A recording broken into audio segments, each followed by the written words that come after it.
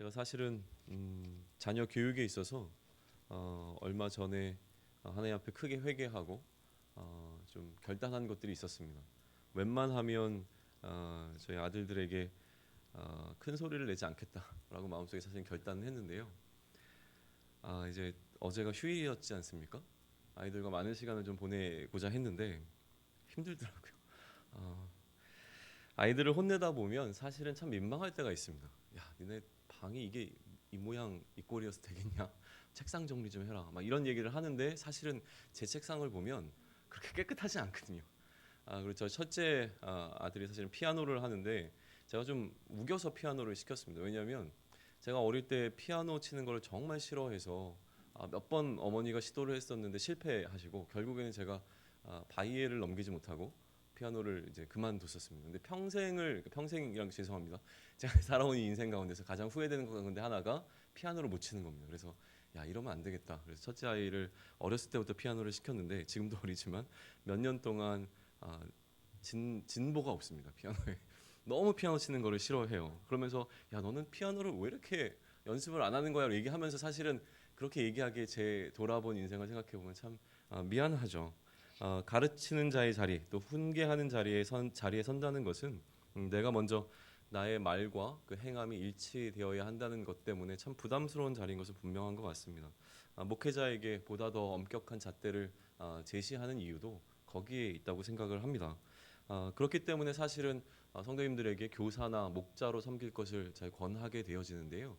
사실은 힘든 일이지만 한편으로 생각해 보면 이게 나를 조금 더 하나님 앞에서 온전하게 세울 수 있는 보호막이 되기 때문에 사실 교사나 목자라고 하는 이 자리는 참 귀한 자리라는 생각이 됩니다. 바울은 지금 그의 영적인 아들인 디모데에게 권면을 주면서 그릇되고 잘못된 것에 대해서 훈계하라고 이야기를 하고 있고요. 그러한 훈계에 대해서 디모데도 스스로 주의함을 통하여서 본이 되어야 될 것에 관한 이야기를 오늘 본문을 통해서 하고 있습니다.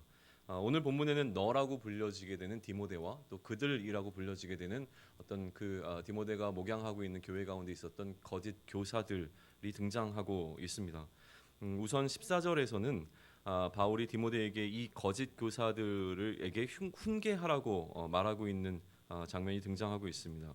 14절을 제가 다시 한번 읽겠습니다. 너는 그들로 이 일을 기억하게 하여 말다툼을 하지 말라고 하나님 앞에서 엄히 명하라. 이는 유익이 하나도 없고 도리어 듣는 자들을 망하게 함이라. 이들에게 엄히 경고할 것은 말다툼을 하지 말라라는 것이었습니다. 왜냐하면 이러한 말다툼은 아무런 유익도 없고 오히려 듣는 자들을 망하게 하는 것이라는 이유 때문이었죠.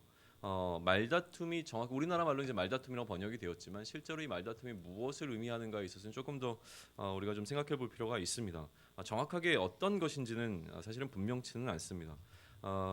좀 이렇게 계속 살펴보는 가운데 다툼이라는 표현보다는 사실은 어떤 하나님의 분명한 말씀에 쓸데없이 딴지를 거는 것을 좀 생각해 보시면 쉽게 좀 이해가 되지 않을까라는 생각이 듭니다. 최초로 하나님의 말씀에 딴지를 걸었던 사건은 무엇이었습니까? 선악과를 먹지 말라라고 하는 하나님의 말씀 가운데 과연 이것을 먹지 않아야 될 것인가 라는 딴지가 걸려오기 시작했던 것이죠. 그런 유형으로 보시면 됩니다. 원초적으로는 사단이 행했던 것이죠. 그러니까 저는 여기서 얘기하는 이 말다툼을 아마도 하나님의 말씀을 다른 방향으로 왜곡시키는 그렇게 이야기되어지는 어떤 논쟁들이었을 것으로 보는 것이 옳다고 생각을 합니다. 진리인 하나님의 말씀을 왜곡하는 어떠한 시도들도 하지 못하도록 엄히 경고해라 라고 하는 것을 지금 바울은 디모데에게 주고 있는 것이죠. 이러한 관점을 조금 더 보충해 주는 것이 15절인데요. 그렇게 말해야 하는 디모데에게 자연스럽게 요구되어지는 것이 15절이기 때문에 그렇습니다. 15절은 저희가 함께 읽으면 좋겠는데요. 같이 읽습니다. 너는 진리의 말씀을 옳게 분별하며 부끄러울 것 없는 일꾼으로 인정된 자로 자신을 하나님 앞에 드리기를 힘쓰라. 디모데에게 요구되는 것은 두 가지로 좀 정리를 해볼 수 있습니다. 하나는 진리의 말씀을 옳게 분별하라는 것이고요. 다른 하나는 부끄러울 것 없는 일꾼으로 인정된 자로 자신을 하나님 앞에 드리기를 힘쓰라는 것이었죠. 이번에 선교를 나가서 톱질을 좀 해야 됐습니다. 그 책장을 만드느라고 합판을 사다가 거기 이제 밑그림을 그리고 톱질을 하는데 전기톱을 가져갔습니다. 그 집사님께서 후원을 해주셔가지고 전기톱을 가지고 와서 전기톱으로 이제 합판을 자르는데 선을 분명히 그었고 그 선을 따라서 전기톱으로 톱질을 하는데 쉽지가 않더라고요. 그러니까 선을 따라 온전하게 바르게 책장을 만들기 위한 그 나무를 자르는 일이 생각보다 쉽지 않았습니다. 하다 보니까 사실 익숙해지고 잘 해지지 않았겠습니까? 그래서 나중에는 다 잘랐는데 자르고 난 다음에 이 합판들을 다 모아 보니까 사실은 조금씩 계속 이렇게 차이가 나는데 그 작은 차이 때문에 나중에 책장을 만드는 것을 우리가 완성하지 못하고 왔던 좀 기억이 납니다. 톱질이라고 하는 것을 너무 이렇게 경험하기가 쉬운 일은 아니니까요. 가위질을 한번 생각해 보시면 어떨까요? 선을 따라 가위질을 한다고 한번 생각을 해보십시오. 사실은 우리가 알게 모르게 이 가위질을 할 때 굉장히 우리의 뭐랄까요, 집중력이 요구가 되어집니다. 정해진 그 선에서 벗어나지 않기 위해서 굉장히 정성을 다해서 가위질을 해야 되는 경우들이 있지 않습니까? 지금 말씀을 분별하라라고 하는 것은요, 그런 의미입니다. 마치 이 하나님의 말씀을 곧게 만드는 어떤 그 일에 최선을 다하라라는 것으로 이해하시는 것이 좋습니다. 그래서 이런 식의 어떤 우리가 하나님의 말씀 앞에 마치 우리가 가위질을 하듯이 혹은 톱질을 하듯이 그 정해진 선을 그대로 잘 따라서 잘라내는 것, 그 분별하는 것과 같은 어떤 이미지로 지금 설명을 하고 있는 것이죠. 이렇게 하는 구체적인 방법이 16절 상반절에 나와 있는데요. 무엇이라고 얘기하냐면 망령되고 헛된 말을 버리는 것이라고 이야기를 합니다. 하나님 진리의 말씀을 옳게 분별하는 것은 망령되고 헛된 말을 버리는 것이라고 설명을 하는 것이죠. 망령되고 헛된 말을 버리지 아니하면 경건하지 아니함에 점점 나아가게 된다라는 설명을 하는 겁니다. 우리가 온전하게 그 선을 따라 가위질을 하지 않으면 그 가위질이 다른 방향으로 나아간 것과 마찬가지인 이미지를 좀 생각해 보면 될 것 같습니다. 하나님의 진리의 말씀을 옳게 분별하지 않으면 우리는 경건하지 아니하는 방향으로 나아갈 수밖에 없다고 하는 것이죠. 그런데 이 잘못된 방향으로 계속 나아가는 것에 관한 심각성을 지금 바울은 어떻게 설명하냐면 마치 우리 몸에 악성 종양이 들어와서 그것이 퍼져나가는 것과 같이 심각한 문제를 일으킨다. 굉장히 빠르게 몸을 상하게 하는 그 상황과 마치 동일하다라는 설명으로 그 위험성을 이야기하고 있는 것이죠. 17절인데요. 이렇게 설명합니다. 그들의 말은 악성 종양이 퍼져나감과 같은데 그 중에 후메네오와 빌레도가 있느니라라고 설명을 합니다. 이러한 이들의 나아감은 마치 화살이 최종 목적지인 어떤 그 표적을 벗어나서 날아가고 있는 것과 같은 이미지로도 다시 설명이 되어지는데요. 18절 상반절을 보게 되면 진리에 관하여는 그들이 그릇되었도다라고 설명하고 있기 때문에 그렇습니다. 여기 그릇되었다라고 하는 말 자체가요. 여러 번 들으셨겠지만 그 표적을 완전히 비껴나간 화살과 같은 것을 설명할 때 사용되어지는 단어이기 때문에 그렇습니다.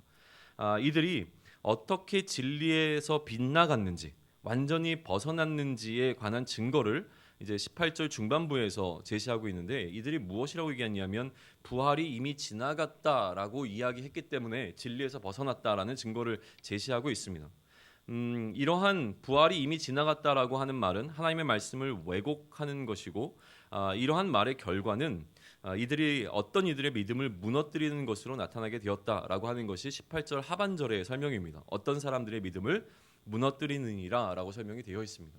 부활이 지나갔다라고 하는 이 말이 어떻게 어떤 사람들의 믿음을 무너뜨렸는가에 대해서도 사실은 우리가 충분한 설명을 할 만큼 이 서신서에서 설명이 되어져 있지는 않습니다. 근데 추측하건대 아마도 어떤 이들이 이미 예수 그리스도의 부활로 인하여서 우리는 부활한 자와 같이 되었던 것은 분명하지만 그러나 역시 여전히 우리는 육신의 부활을 기다려야 함에도 불구하고 그것을 부인하는 어떤 무리들이 있었던 것처럼 생각이 좀 되어집니다. 어쨌든 이 중요한 그 핵심은 무엇이냐면 하나님의 진리를 왜곡하는 일들이 있었고 그 왜곡하는 일들을 통하여서 어떤 사람들의 믿음이 무너지게 되었다라고 하는 것을 조금 더 집중해 보면 좋을 것 같습니다. 이러한 말을 통해서 우리가 인정하게 되는 것은 첫 번째는 무엇이냐면 우리의 믿음은 무너질 수 있다라고 하는 겁니다. 그런데 사실 오늘 본문을 통해서 바울이 좀 더 강조하는 것은 무엇이냐면 우리의 믿음이 무너질 수 있음에 관한 이야기를 한다기보다는 오늘 본문에서 강조되고 있는 것은 가르치는 교사의 자리에 있는 어떤 이들이지 않습니까?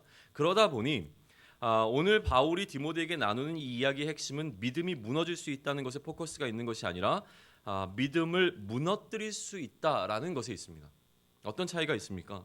디모데와 같은 교회의 리더들이 그들로 불리는 거짓 교사와 같이 망령되고 헛된 말을 버리지 아니하면 진리를 왜곡하게 되므로 교회 안에 어떤 이들의 믿음을 무너뜨리는 자가 될 수 있는 것에 관한 경고라고 보시면 됩니다. 사실 이런 이야기를 들을 때마다 특히 저와 같이 설교단에 쓰는 사람들은 두렵고 떨림으로 이 본문을 대할 수밖에 없습니다.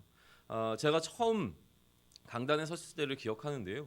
뭐 별 볼 일 없는 사람이지 않았겠죠. 지금도 별 볼 일 없지만 그때는 정말 뭐 신학에 대한 것들도 충분히 배우지 않은 상황에서 설교를 해야 되는데 저를 가장 불편하게 했던 것은 무엇이냐면 실족시킨다는 말이었습니다.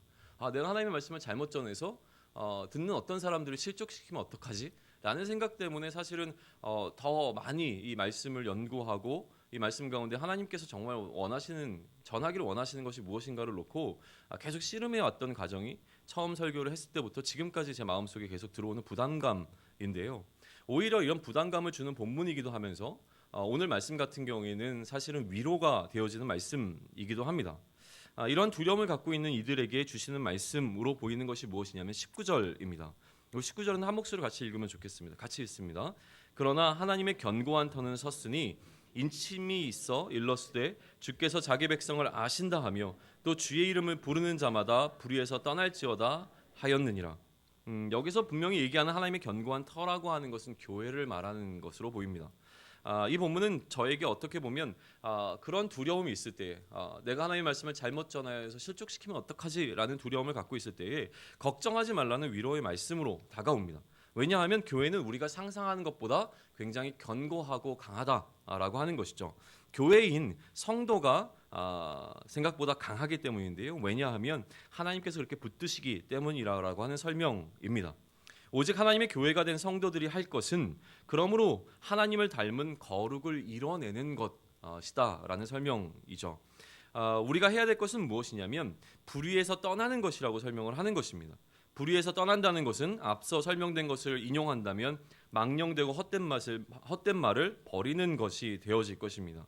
내가 거짓 교사가 되지 않기 위해서 해야 할 것은 불의에서 떠나는 것이고요. 교사로서 행해야 할 것 중에 또 한 가지는 그렇게 성도들이 불의에서 떠나도록 돕는 역할이라고 하는 것입니다. 이 일을 해낼 때에 이미 견고케 하신 하나님의 그 교회 가운데 거룩함을 이루어내는 일로 교회는 나아갈 수 있다라는 설명을 해주고 있는 것이죠.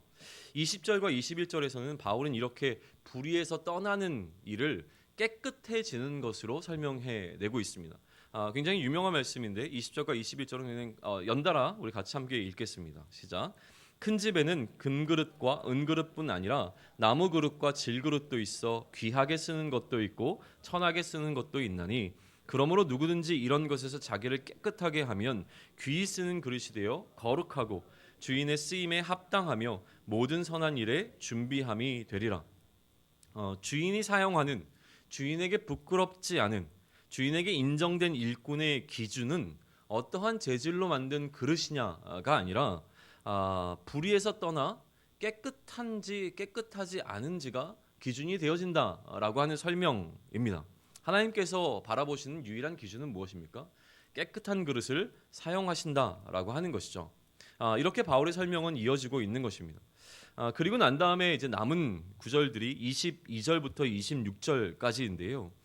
저는 22절부터 26절을 계속 바라보면서 앞선 권면, 지금까지 이야기했던 이 권면에 좀 더해서 바울이 이제까지 자신의 목회적인 경험을 토대로 디모데에게 주는 어떤 맞춤형 권면처럼 좀 느껴졌습니다.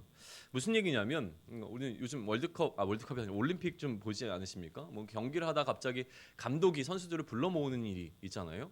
그리고 나서 이제 선수들에게 얘기합니다. 이렇게 해서 우리가 이겨야 되지 않겠냐라고 얘기하고 난 다음에 선수 개개인을 향해서도 어떤 지시를 내리는 걸 좀 보게 되어졌어요. 그러니까 전체를 위하여 전체에게 주는 메시지가 있다면 또 그 안에서 각 사람에게 그 전체에게 주는 메시지를 이루기 위해서 주는 세밀한 어떤 맞춤형 권면들이 있을 텐데 22절부터 26절은 어떻게 보면 좀 디모데에게 맞춤형으로 주고 있는 권면처럼 좀 보여집니다.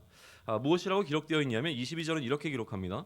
또한 너는 디모데 너는 청년의 정욕을 피하고 주를 깨끗한 마음으로 부르는 자들과 함께 의와 믿음과 사랑과 화평을 따르라라고 권면하고 있는 것이죠. 두 가지 권면이 주어졌습니다. 첫째는 청년의 정욕을 피하라라는 것이었고요. 두 번째는 깨끗한 그릇이 되기 위해 애쓰는 자들, 깨끗한 마음으로 부르는 자들, 다시 얘기하면 깨끗한 그릇이 되기 위해서 애쓰는 자들과 공동체를 이뤄서 의와 믿음과 사랑과 화평을 따르라는 것으로 두 가지 권면이 주어지고 있는 것입니다.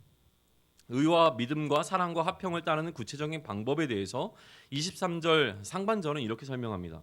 어리석고 무식한 변론을 버리는 것이라고 이야기하는 것이죠. 왜냐하면 23절 하반절의 설명인데요. 이 어리석고 무식한 변론 때문에 다툼이 일어나기 때문이라는 것이죠. 24절은 이렇게 설명합니다. 주의 종은 마땅히 다투지 아니하고 모든 사람에 대하여 온유하며 가르치기를 잘하며 참으며 25절과 26절입니다. 거역하는 자를 온유함으로 훈계할지니 혹 하나님이 그들에게 회개함을 주사 진리를 알게 하실까 하며 그들로 깨어 마귀의 올무에서 벗어나 하나님께 사로잡힌 바 되어 그 뜻을 따르게 하실까 함이라. 요약하면 무슨 얘기냐면 다투지 말라는 얘기죠. 다투지 말고 어떻게 하라는 것입니까? 온유함으로 가르치고 온유함으로 훈계하라라고 요약해 볼 수 있을 것 같습니다. 무엇이 강조되고 있습니까? 온유함이 강조되고 있습니다. 청년 디모데가 놓치기 쉬운 두 가지 부분에 대해서 지금 바울은 자신이 이제까지 걸어왔던 목회적인 경험을 토대로 디모데에게 꼭 주고 싶은 두 가지 이야기를 하고 있는 것처럼 느껴졌습니다. 첫 번째는 무엇입니까? 청년의 때에 그가 충분히 일어날 수 있는 어떤 정욕의 문제를 해결하라는 것이고요. 두 번째는 무엇이겠습니까? 청년의 때에 많이 걸려 넘어질 수 있는 어떤 문제? 혈기의 문제를 좀 다루고 있는 것처럼 보여집니다. 정욕과 혈기라고 하는 이 두 가지 문제에 대해서 바울은 지적하면서 조금 더 청년 디모데가 좀 잘 이겨낼 것에 대한 이야기를 하고 있습니다. 불의에 대하여 분노를 통해서 싸울 수 있습니다. 그럼에도 불구하고 온유함을 강조하는 유일한 이유는 무엇이냐면 이것이 그들의 구원을 위한 배려가 될 수 있다라고 하는 것이죠. 이 온유함을 통해서 혹시라도 하나님께서 그들을 구원하실 수 있는 길이 열리지 않겠느냐라는 것입니다. 그래서 결국 이것을 요약하면 이 모든 것은 의와 믿음과 사랑과 화평이라고 하는 모든 문제가 서로 분리되지 않고 하나로 묶여서 나아갈 수 있는 유일한 이유가 되어지는 것입니다. 의를 지켜야 하고 믿음을 지켜야 하고 사랑도 있어야 되고 화평도 있어야 되는 이 모든 것은 온유함으로 가르치고 온유함으로 훈계할 때에 혹시라도 그들이 하나님의 사랑 가운데로 들어와 복음 가운데 구원함을 받게 되는 하나님의 일하심이 나타날 수 있는 그 가능성에 대해서 닫아놓지 말라라고 하는 권면으로 보여지게 되어진다라는 것이죠. 이처럼 오늘 디모데후서 2장 후반부에서는 이 이야기들을 통해서 바울이 디모데를 권면하고 있습니다. 이 내용들을 계속 묵상하면서 제 마음 가운데 사실 들어왔던 것은 무엇이냐면 하나님의 교회 가운데 거짓 교사들이 있었던 것은 분명합니다. 그렇다면 이 교사들이 사실은 자신들이 거짓된 교사라는 것을 알았을까 몰랐을까라고 하는 것에 있어서 조금 저는 이제 궁금함이 들어왔던 것 같습니다. 자신들이 거짓 교사라는 것을 모르고 자신들이 이야기하는 것이 옳다라고 믿는 신념 가운데 이렇게 행했던 사람들도 있지 않았을까라는 생각이 드는 것이죠. 그렇다면 왜 하나님의 교회 가운데서 하나님의 말씀이 너무나 명백하고 분명한데도 불구하고 거짓 교사의 길을 걸어가고 있는 사람들의 그룹이 존재했을까에 대해서 계속 묵상하게 됐던 것 같아요. 왜 이런 사람들이 교회 안에 존재할까? 하나님의 말씀은 너무나 분명하고 선명한데도 불구하고 왜 이 하나님의 말씀을 왜곡하고 이 하나님의 말씀을 좀 바르지 않은 방향으로 해석하면서 사람들을 혼란하게 만드는 이 그룹의 사람들이 왜 존재했을까에 대해서 깊이 묵상하는데 사실은 이 마음을 주셨던 것 같아요. 결국은 내 뜻대로 하기 위함이 있었기 때문이겠죠. 하나님의 말씀이 아니라 내 뜻대로 하고 싶은 마음이 있는데 말씀이 나에게 걸림돌이 되어집니다. 그러니 말씀을 내 뜻에 맞춰 재단하기 시작하는 일들이 생겨난 상황이라고 보여지는 겁니다. 나의 만족을 채우기 위하여 말씀을 이용하고 있는 상황들이 지금 이 디모데가 목양하고 있는 그 공동체 가운데 일어나고 있었던 것으로 보입니다. 이러한 상황을 우리는 어디서 보게 되어집니까? 예수님께서 받으셨던 광야의 시험 가운데서 우리는 이미 보았습니다. 또 예수님의 공생의 기간 동안에 예수님을 대적하는 무리들이 하나님의 말씀을 통해서 예수님을 어떻게 괴롭혔는지를 우리는 이미 보아왔습니다. 그리고 지금은 디모데가 목양하는 교회 안에서 거짓 교사들에게서 그 모습을 보고 있습니다. 그런데요, 우리가 이 모습을 가장 많이 볼 수 있고 가장 분명하고 선명하게 볼 수 있는 장소는 어디인가라고 하는 것인데요, 그것은 결국은 내 안에서 보게 되는 것 같습니다.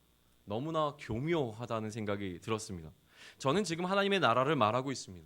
저는 늘 하나님의 뜻에 관해서 이야기합니다. 그리고 하나님의 교회를 이야기합니다.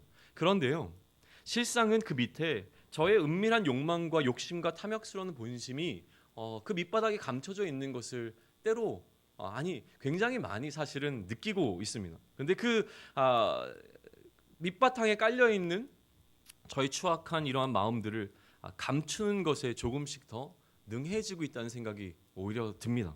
깨끗하지 않습니다. 그러니 오늘 이 말씀은 저를 향하여서 이렇게 이야기하고 있는 것입니다. 하나님 말씀 앞에서 깨끗해져야 한다고 이야기하고 있습니다.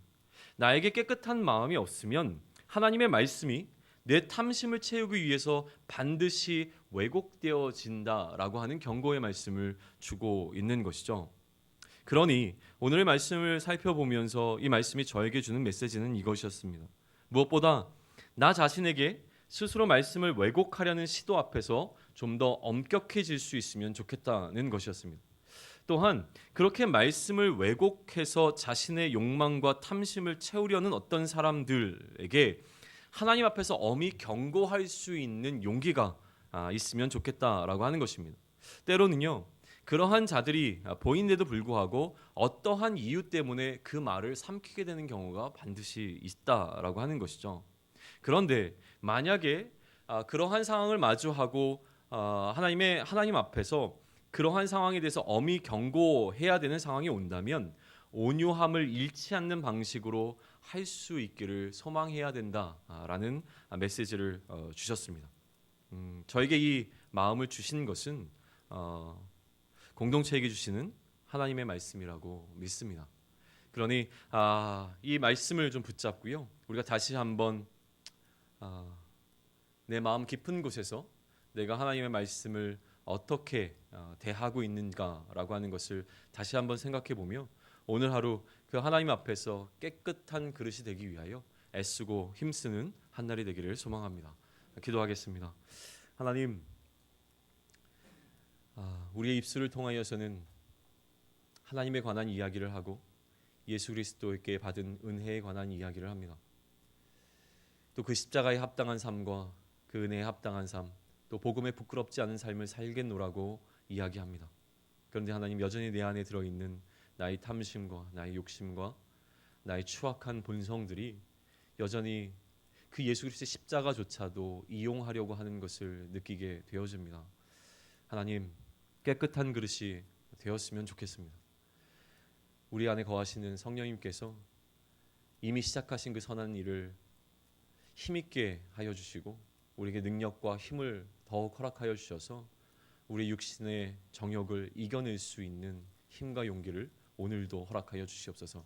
다시 한번 나의 마음을 살펴보며 하나님 앞에 나의 부족한 모습과 연약한 모습을 내어놓고 도우심을 구하며 오늘 하루 내 안에 들어와 있는 그 어려움과 씨름하고 싸우면서 무릎 꿇지 아니하고 승리할 수 있는 한날을 허락해 주심으로 말미암아 하나님 앞에 부끄럽지 않고 인정받는 일꾼으로 설 수 있는 오늘이 될 수 있도록 도와주시옵소서.